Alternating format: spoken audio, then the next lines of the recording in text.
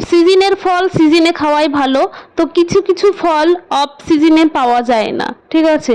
তো এই ভিডিওটা কিন্তু বেশ কয়েকদিনকার আগেকার, ঠিক আছে। সো গাইস, আমি অম্বিকা মণ্ডল নতুন একটা ব্লগ ভিডিওতে সবাইকে স্বাগত জানাই। তোমরা যে যেখান থেকে ভিডিওটা দেখছো না কেন, ঈশ্বরের কৃপায় সবাই সুস্থ আছো, ভালো আছো। বড়দের প্রণাম এবং ছোটদেরকে অনেক অনেক ভালোবাসা। তো এখানে দেখো অনেক বাজার করেছি, লঙ্কা, তারপরে আপেল, খরমুজ, তারপরে লিচু, ঠিক আছে। লিচুটা এই যে আজকের ভিডিওতে দেখছো না, এই ভিডিওটা শ্যুট করার পরে আমি অনেকবার লিচু খেয়েছি, তাও 5-6 বার, ঠিক আছে। তো লিচুর প্রচুর দাম হলে কি হবে, অবশেষে পেয়েছি। এর আগে যেখানে থাকতাম সেখানে পাইনি, অনেক খুঁজেছি। তালের শ্বাস আমার প্রিয়, সেটা তো এখানে একদম মানে মেলা দুষ্কর, ঠিক আছে। খরমুজ নিয়েছি।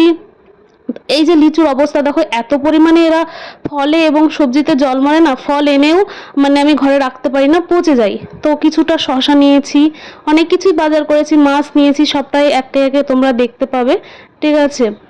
তো কি করব বলো, না পাওয়া গেলে তো কিছু করার নেই। তো তোমরা সবাই কন্টিনিউ করতে থাকো, মাছটা এখন আমি ধুয়ে নিই। দেখো বন্ধুরা, বছরে প্রথম আমাদের লিচু খাওয়া হচ্ছে আর কি। এখানে দাম বেশি হতে পারে কিন্তু লিচু আর খুঁজে পাই না, দাম তো প্রচুর, সে আকাশ ছোঁয়া দাম, ঠিক আছে। পেয়েছি, এটাই বড় কথা। আমরা দুজন তো বাইরে থাকি তোমাদের দাদাভাইয়ের কাজের সূত্রে, সেরকমভাবে মানে লিচুটা খাওয়া হয় না আর কি, ঠিক আছে। এদিকে ছটা আসছে, পরিষ্কার আসছে না গো। খেতে কেমন, ঠিক আছে দাঁড়ো। তো আমি আর আমার বরমশাই আমাদের পার্সোনাল কাজে গেছিলাম। কিন্তু ঠিক আছে, খাওয়া তো গেছে, সব থেকে বড় কথাই না। তো এত গরম এসে কি বলবো, গায়ে তাওয়াল দিয়েছে আগে, ঠিক আছে। আর আমি এখনো ড্রেস চেঞ্জ করিনি, অনেক কিছু বাজার হয়েছে ফলের, আরও নিতাম। এখানে শশা রয়েছে, যেটা গরমে। এই যে তরমুজটা আনিনি, কেননা দুটো খরমুজ নিয়েছে, তো এই জন্য তরমুজ আনিনি। তো ওয়েস্ট বেঙ্গলের মতো অতটা সুস্বাদু না লিচু, ঠিক আছে। তো এখানে লিচু গাছ আছে একদম, এই যে একটু সা লিচু হয়। এখানে তো পাওয়া যায়, সাউথে তো পাওয়া যায়। সাউথে আমরা যখন ছিলাম তখন পাওয়াই যেত না। তো চলো, বড়মশাই লিচু খাক। এই যে অবস্থা দেখো লিচুর, দেখো সমস্যা আছে, দেখো গোড়ার দিকে কিন্তু পোকা থাকে, খাও। তো বড়মশাই খেতে থাকুক, ঠিক আছে। চলো আমি একটু চেঞ্জ করে নিই, তারপরে রান্না বান্না করতে হবে। আস্তে আস্তে তোমাদের দেখানো হচ্ছে, মানে বাইরের ওয়েদারটা চলো একটু দেখে আসি। ভীষণ রোদ, আমি সবে মাত্র ঢুকেছি। এই যে দেখো, এখন বেলা প্রায় তোমার 3টে বাজে। আমরা গিয়েছিলাম সেই সকাল 9:30 কি 9:45টার দিকে, ঠিক আছে। তো এই হচ্ছে ওয়েদার। বাইরে অনেক জামা কাপড় মেলা ছিল, ঘরে এই যে এনে দেখো খাটের অবস্থাটা দেখো, কেউ কিছু বলবে না, ঠিক আছে। আমি ফ্রেশ হব আর তারপরে এগুলো সব পরিষ্কার করব।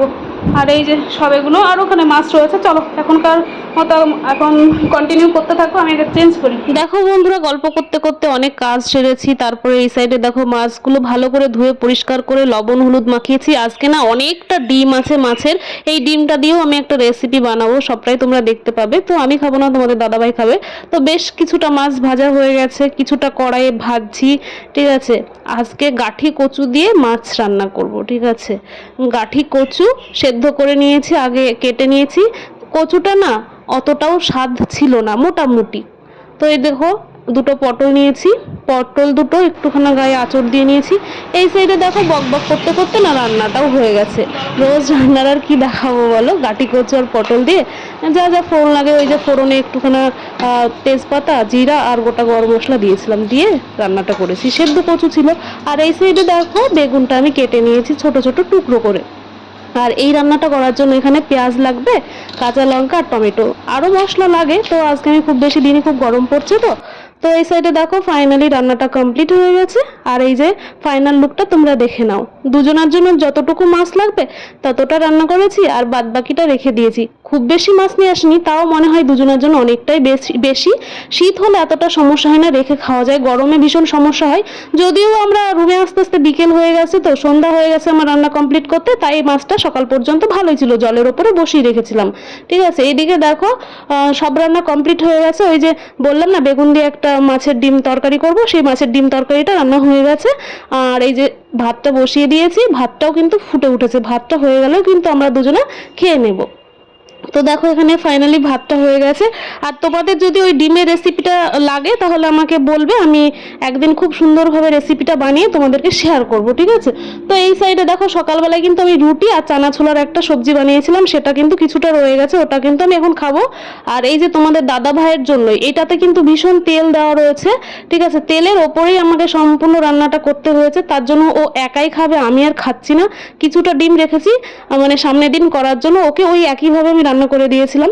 তো দেখো ওর তো ভীষণ মজা করে মানে মজা লাগছে আর কি খেতে, তেলের তরকারি ও ভীষণ পছন্দ করে, মাছের তেল তো আরও পছন্দ করে, ঠিক আছে। মাছের তেল যেভাবে রান্না করে ঠিক সেমভাবেই রান্না করতে হয়।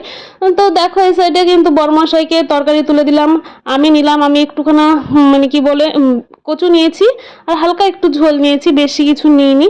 আর মাছের মাথা তোমার দাদাভাইকে দিতে গেলাম, নেইনি, আমি খেলাম তার জন্য, ঠিক আছে। তো খাওয়া দাওয়া শুরু করে দিয়েছি।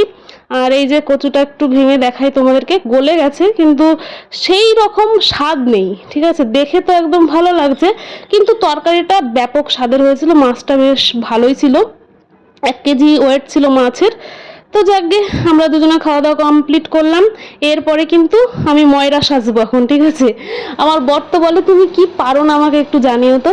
তো দেখো এখানে ঘরে দুধ ছিল বেশ কিছুটা, সেটা ছানা কেটে একটু ময়দাগিরি করেছিলাম, ময়দাগিরি করার পরে আমি একটু মিষ্টি বানিয়েছি। মিষ্টিগুলো কিন্তু এই যে চিনি হালকা শিরা বানিয়েছি, মানে কড়া শিরা আমার বরমশাই একেবারেই পছন্দ করে না, তো হালকা শিরা করতে ওর ভেতরে গোটা এলাচ একটু ফাটিয়ে দিয়ে দিয়েছি স্মেলের জন্য, বেশ ভালো লাগবে। তো ময়রার এখনো মানে মিষ্টিগুলো দেওয়া হয়ে গেল, ছানার বলগুলো এখন ওটা মিষ্টি আকারে তৈরি হচ্ছে, দেখো একটু নেড়ে নেড়ে দিচ্ছি। প্রথমেই চিনির রসটা করে নিয়েছি, তার ভেতরে ওই যে ফুটন্ত চিনি শিরার ভেতরে আমি মানে ওই ছানার বলগুলো দিয়ে দিয়েছি। দেখো এখন ফুটে আস্তে আস্তে কত বড় হয়ে যাবে, আর খেতে কিন্তু সেই টেস্টি হয়েছিল আর ভীষণ নরম তুলতুলে, দেখো এতটাই নরম তুলতুলে এখনো আমার জিভে জল চলে আসছে।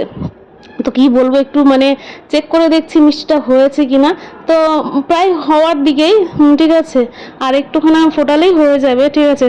তো এই যে দেখো আমি চেক করছি জলের ভেতরে দিয়ে, তো ফাইনালি মিষ্টিটা কিন্তু এদিকে বেশ কিছুক্ষণ জাল দিয়ে নিয়েছি, তারপরে দেখো কমপ্লিট হয়ে গেছে, একদম মানে কি বলবো গলে যাওয়ার মতো, মুখে দিলে একদম মোমের মতো, এত টেস্টি হয়েছে। নিজে মানে মিষ্টি তৈরি করেছে বলে কথাটা, কিন্তু আমি তো খেয়েছি, ঠিক আছে, ভীষণ ভালো লেগেছে। কড়া মিষ্টি নেই, তার জন্য আমার কাছে খুব ভালো লেগেছে, হালকা শিরাই হয়েছে মিষ্টিটা। তো তোমরা একটু চেষ্টা করো আমার মতো ময়রাগিরি করার জন্য, এখানে তো এরকম রসগোল্লা পাওয়া যায় না, তার জন্য বানিয়েছি, না হলে থোড়িই না আমি বানাতাম, ঠিক আছে। তো দেখো এই যে ফাইনাল ভাবে একটু দেখাচ্ছি, কেমন লাগলো একটু জানিও, ঠিক আছে। ময়রাগিরি করে ফেলেছি। তো এই সাইডে দেখো সব রান্না বান্না কমপ্লিট হয়ে গেছে, তারপরে খাওয়া দাওয়া কমপ্লিটের পরে সব কিছু তো ধোয়া পরিষ্কার করতে হবে।